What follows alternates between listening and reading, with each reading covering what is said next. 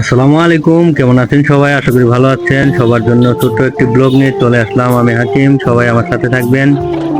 আমরা এখন যাচ্ছি ফুটবল খেলা দেখতে। আমাদের ঐতিহাসিক বাজারের ভিতর দিয়ে দেখছেন আমাদের তিনানি বাজারের ঐতিহ্যবাহী একটি ব্রিজ। এখান দিয়ে ওই যে মালদী নদী চলে গেছে, দেখতে পাচ্ছেন। আমরা এখন চলে যাব ওই যে আদর্শ মহা আদর্শ বিদ্যালয় প্রাঙ্গনে খেলা হচ্ছে। আমাদের এই কলেজ মাঠে প্রতিবারের মতো এবারও আয়োজন হয়েছে। প্রতিবারই খেলা হয় এই জায়গায়।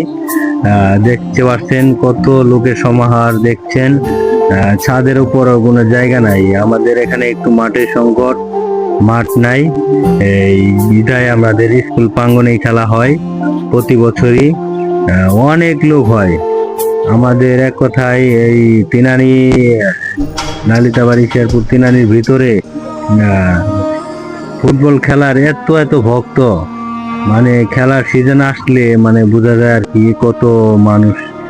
আহ, বিশেষ করে জাতীয় ফুটবল খেলা আসলে তো কথাই নাই, অনেক লোকজন আপনার হলো টিভি স্ক্রিনের সামনে বসে রাস্তা জাম হয়ে যায়, এরকম অবস্থা।